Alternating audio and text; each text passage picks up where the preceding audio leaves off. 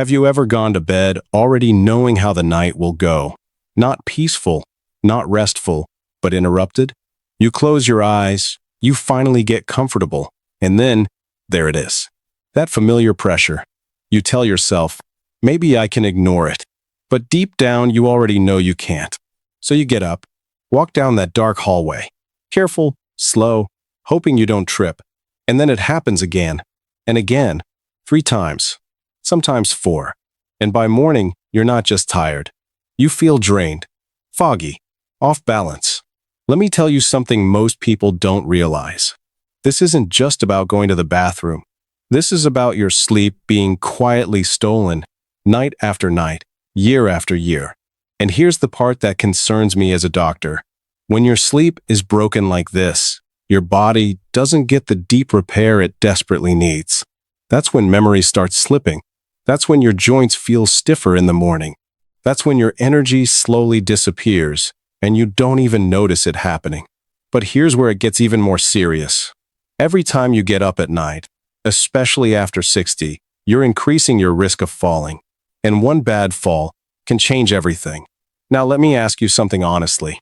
How many nights this past week did you wake up more than once? Think about it. Because what I'm about to share with you today could completely change how your nights feel starting this week. And no, I'm not talking about another prescription. I'm not talking about sleeping pills that leave you groggy the next morning, or medications with long lists of side effects you can barely pronounce. In fact, what I'm going to show you might surprise you. Because for many of my patients, the solution wasn't found in a pharmacy at all. It was sitting quietly in their kitchen, and most of them had no idea. Now I know what you might be thinking. If it were that simple, someone would have told me already. That's exactly what one of my patients said to me. His name was Arthur, 74 years old. Grandfather. Good man. He sat right across from me in my office, and I'll never forget what he said. Doctor, I haven't slept more than 3 hours straight in over 10 years. 10 years. Think about that. He told me he felt like he was fading, not just physically, but emotionally. He didn't have the energy to play with his grandkids anymore. He started avoiding family gatherings. Even simple conversations became exhausting. And here's the heartbreaking part. He thought this was just part of getting older. Maybe you've thought that too. Maybe you've told yourself, well, this is just how it is now. But what happens next might surprise you. Because Arthur's life didn't stay that way. In fact, within weeks, everything started to change. And it didn't start with a new drug. It didn't start with a complicated treatment. It started with one simple habit. A habit that takes less than 60 seconds. Now, before I show you exactly what that is, we need to understand something first. Because if you don't understand what's really happening inside your body, you might keep doing the exact things that are making this worse. And most people are, without even realizing it. You see, your body is not broken. You are not weak. And this is not your fault. There is a very specific reason why this keeps happening, especially after 60. And once you see it clearly, everything starts to make sense. So in the next part, I'm going to show you what's really going on inside your body at night, and why your bladder suddenly feels like it's in control instead of you. Because once you understand this, you'll never look at your nighttime routine the same way again. Why does this keep happening, even when you feel like you're doing everything right? You stop drinking water early. You try to eat lighter. You go to bed on time. And still, your body wakes you up. It can feel frustrating, even confusing. But here's the truth most people are never told. This is not random. There is a very specific shift happening inside your body. And once you understand it, you stop blaming yourself. Let me explain this in the simplest way possible. Inside your brain, there's a small but incredibly important hormone. Think of it as your night shift manager. Its job is simple. When you go to sleep, it tells your kidneys, slow things down. We don't need to produce much urine right now. That's how you used to sleep through the night when you were younger. Everything was coordinated. Everything was quiet. But here's where it gets interesting. As we age, especially after 60, your body starts producing less of this hormone. And when that happens, there's no one managing the night shift anymore. So what do your kidneys do? They just keep working as if it's daytime. They keep filtering. They keep producing urine all night long. Now pause for a second and think about that. Even if you didn't drink much before bed, your body is still creating more urine than it used to. That alone is enough to wake you up. But here's where it gets worse. There's a second change happening at the exact same time, and this one catches almost everyone off guard. Your bladder itself is changing, not in a dangerous way, but in a very important way. When you were younger, your bladder was like a strong balloon. It could stretch. It could hold a good amount of fluid comfortably, and it didn't rush you. It gave you time. Now, imagine that same balloon becoming thinner, more sensitive. It doesn't stretch the same way anymore. It fills faster, and more importantly, it sends signals sooner, much sooner. That sudden feeling of, I need to go right now, even when you know you didn't drink that much, that's not in your head. That's your bladder reacting earlier than it used to. So now, you're dealing with two things at the same time. Your body is producing more urine at night, and your bladder can't hold as much or as calmly. That combination, that's what creates the cycle. Wake up, go to the bathroom, try to fall back asleep, repeat, and over time, it wears you down. But here's the part most people don't connect. Some of the things you're doing every evening, thinking they're healthy, might actually be making this worse. For example, have you ever had fruit after dinner? Watermelon, oranges, grapes. They seem harmless. They are healthy, but they're packed with water. And if you eat them late, that water doesn't just disappear. It shows up a few hours later, right when you're trying to sleep. Or maybe you like a warm cup of herbal tea before bed. Chamomile, mint, something relaxing. It feels like the right thing to do. But here's the problem. That extra liquid still has to go somewhere. And your body doesn't wait until morning anymore. So even good habits, if timed the wrong way, can quietly sabotage your sleep. And this is where many people feel stuck.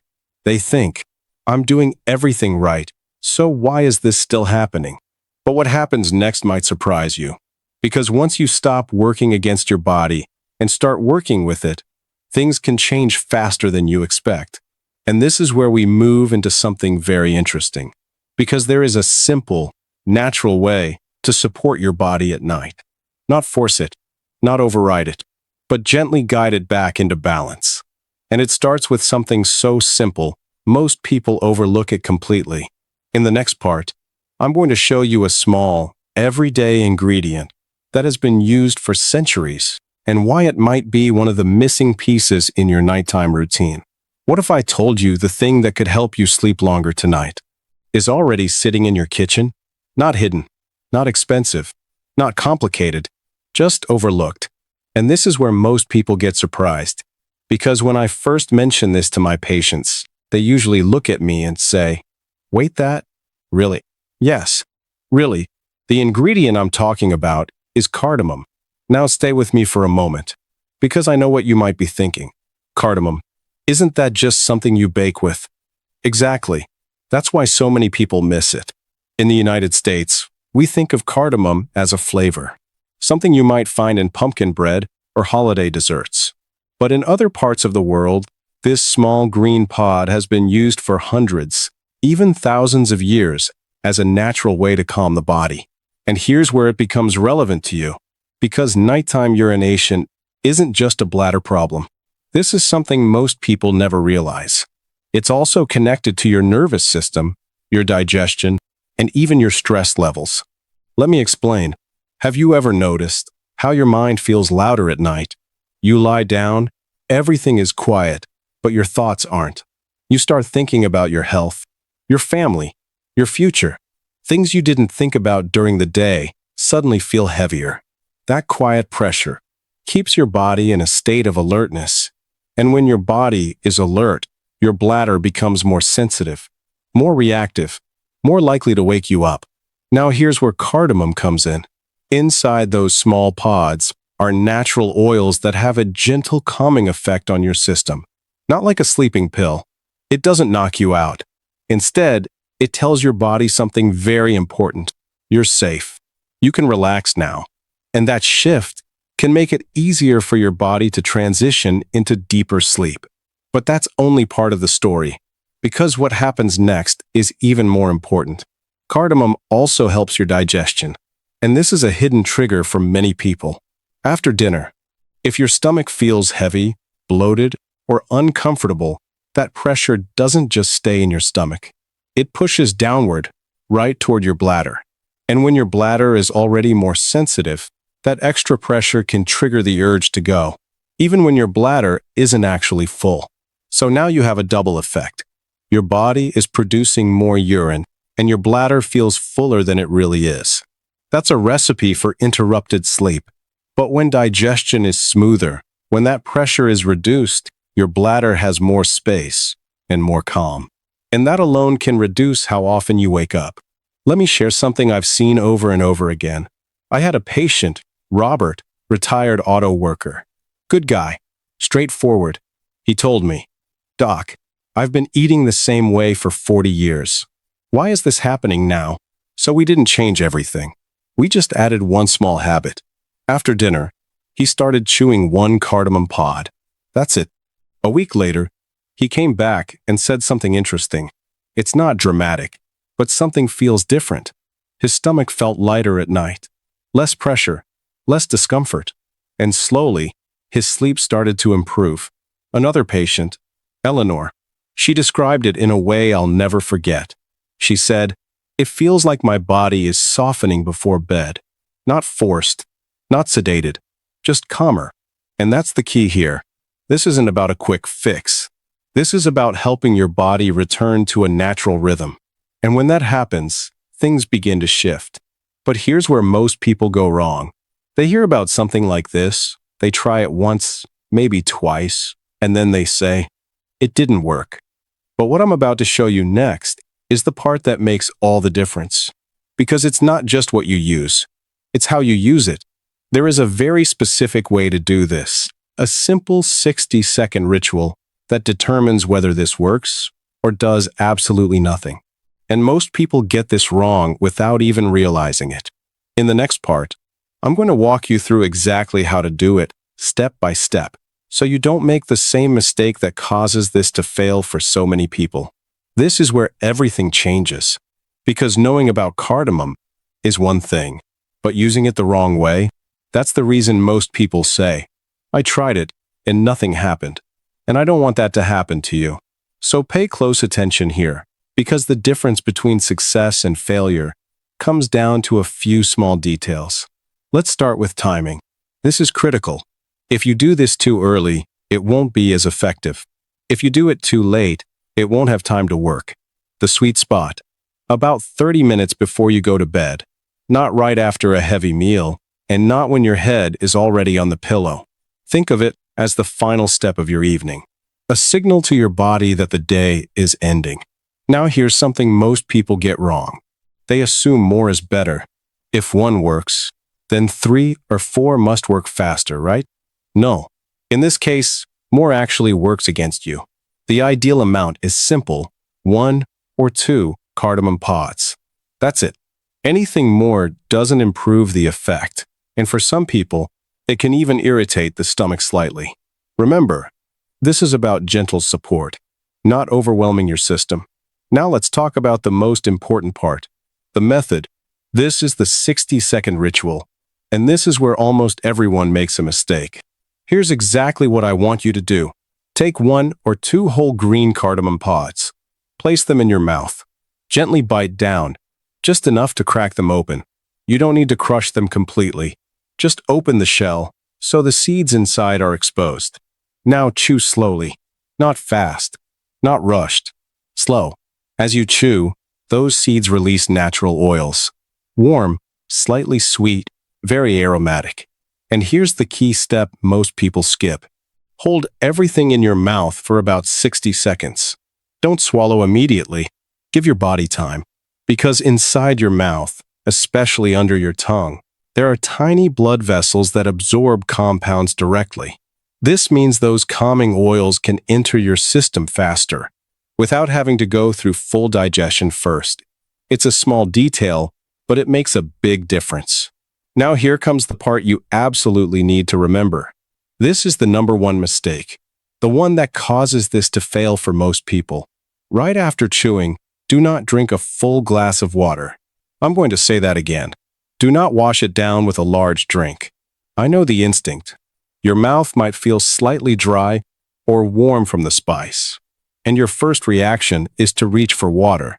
But when you do that, you're undoing everything you just set up, because that water goes straight to your bladder, right before you're asking your body to stay calm and quiet for the night. It sends the exact opposite signal. Start processing fluid, and your body listens. This is why some people try this and see no results at all. Not because it doesn't work, but because of this one small habit. If you absolutely need to, you can take a few small sips of water, just enough to stay comfortable, but avoid a full glass. Let me tell you about a patient, Margaret. She tried this for 3 nights, and nothing changed, still waking up multiple times. She was ready to give up, but when we looked closer, she told me something important. Every time she chewed the cardamom, she drank a full glass of water right after. So I asked her to try one simple change. Same routine, same timing, just no water. A few days later, she noticed something different. Fewer wake-ups, less urgency, and within a week, she slept 5 hours straight for the first time in years. The only thing that changed was that one detail. So remember this clearly. Right time, right amount, right method, and minimal water. That's the difference. Now, before you think this is all you need, there's one more thing you should know. Because even when people do this correctly, there are still a few hidden mistakes that quietly cancel out the benefits. And most people don't even realize they're making them. In the next part, I'm going to show you the 3 most common mistakes and how to avoid them so you don't sabotage your own results without knowing it. Before you try this tonight, there are 3 mistakes I need you to avoid, because I've seen this happen too many times. Someone does everything right, or at least they think they do, and still wakes up frustrated. Not because the method doesn't work, but because of small habits that quietly cancel it out. Let's make sure that doesn't happen to you. Mistake number 1, and this is the biggest one by far, drinking too much water after the ritual. I know we already talked about this, but I need to reinforce it, because this one detail alone is the difference between success and failure. Think of it this way. You just sent your body a signal. Calm down, slow things down, and then seconds later, you send a second signal. Process a large amount of fluid. Those 2 signals are in direct conflict, and your body will always prioritize the fluid. So even if everything else is perfect, that one glass of water can completely erase the benefit. I've had patients do everything right for days and see 0 improvement until they fix just this one thing. So here's the rule. Small sips if needed, but no large drinks after the ritual. Now let's move to mistake number 2. And this one surprises people. Eating the wrong foods at night. Let me ask you something. Have you ever had a salty snack in the evening?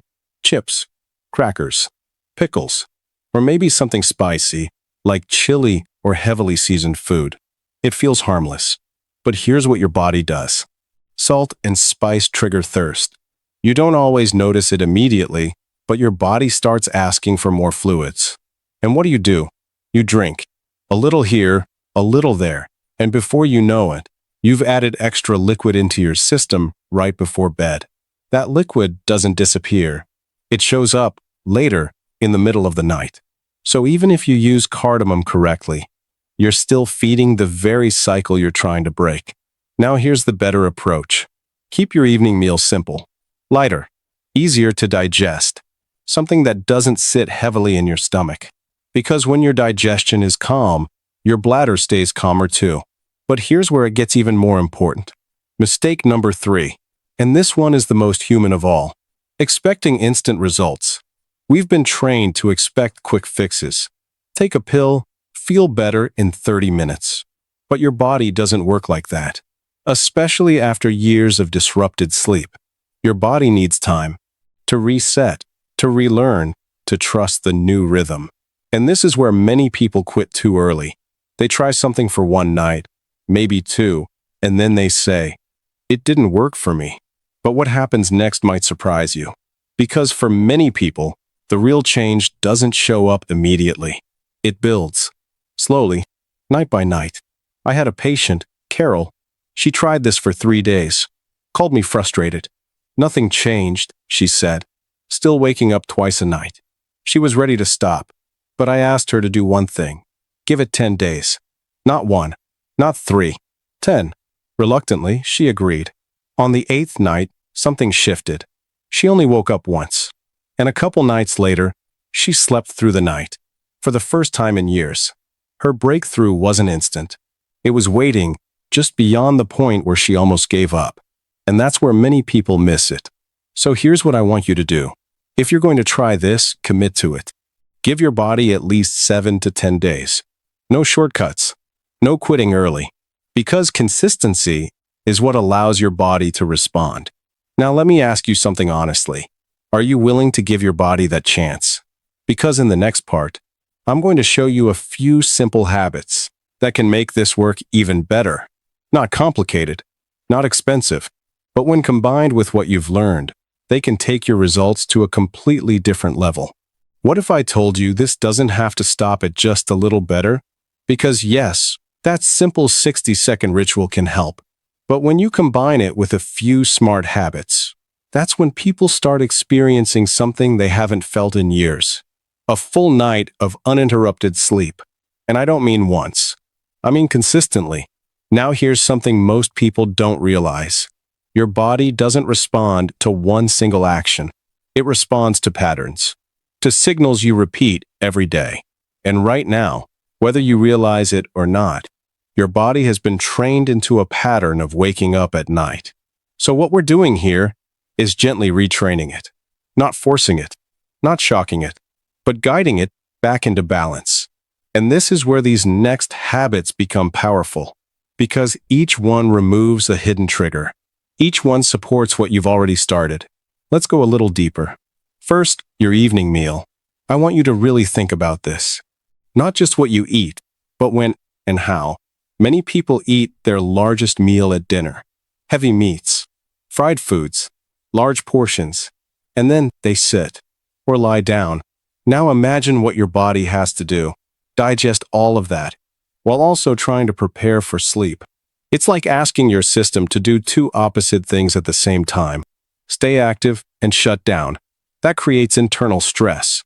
And that stress doesn't just stay in your stomach. It spreads. It affects your nervous system. It affects your breathing. And yes, it affects your bladder. So here's a simple shift. Make dinner lighter and slightly earlier if you can. Even 30 to 60 minutes earlier can make a difference. And eat slowly. This is something people overlook. When you eat fast, you swallow air. You overload your digestion. But when you slow down, your body processes food more smoothly. Less gas, less bloating, less pressure at night. Now here's the second habit, and I want you to really pay attention to this one. Your sleeping position, because this alone has helped many of my patients more than they expected. When you lie flat on your back, especially if your legs are straight and your pillow is high, you create subtle pressure inside your abdomen. You might not feel it directly, but your bladder does. Now shift that position. Turn slightly onto your left side. Why the left side? Because your body is designed in a way that digestion flows more naturally in that direction. Gravity helps. Your organs are positioned to support that movement. And when digestion improves, pressure decreases. When pressure decreases, your bladder stays quieter. And here's a small addition that makes a big difference. Place a soft pillow between your knees. This keeps your hips aligned, reduces strain on your lower back, and helps your entire body relax deeper. Now let's go one layer deeper, into something people rarely think about, your breathing before sleep.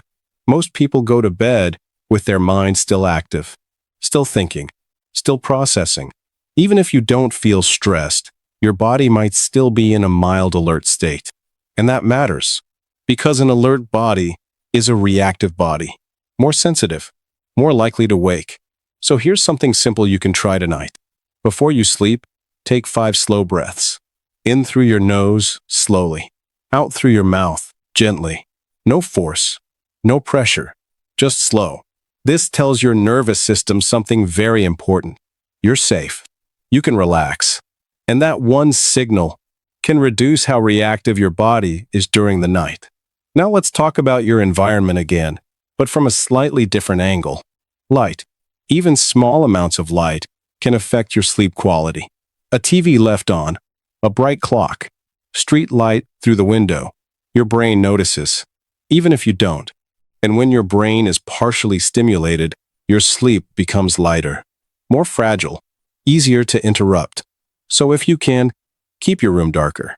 Even small changes can help. Now here's something most people never connect. Your daytime habits affect your nighttime results, especially movement. If you sit for long periods, fluid builds up in your lower body. You may notice slight swelling in your ankles, or maybe not, but it's there. Then at night, when you lie down, that fluid returns into circulation, and your kidneys process it, right when you want everything to slow down. That's why a simple morning or early afternoon walk can change your night. Not dramatically overnight, but steadily, because you're helping your body process that fluid earlier. So by bedtime, there's less for your body to deal with. Now take a step back and look at everything together.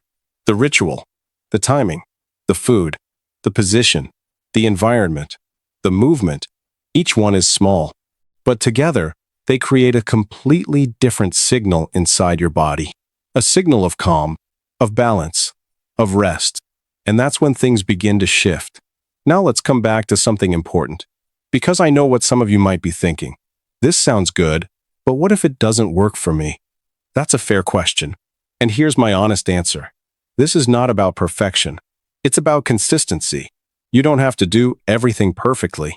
You just have to start and stay with it. Because your body responds to repetition, to gentle, consistent signals over time. And when that happens, you may start noticing small changes. Maybe you wake up one less time. Maybe you fall back asleep faster. Maybe you feel slightly more rested in the morning. Those small wins are signs your body is responding.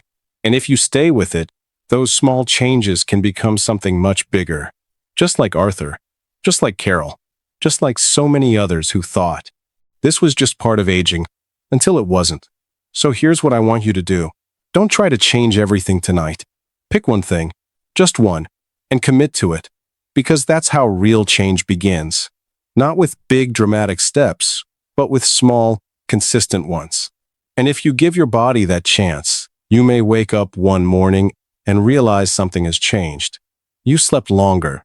You feel clearer. You feel more like yourself again. And that is where everything starts to come back.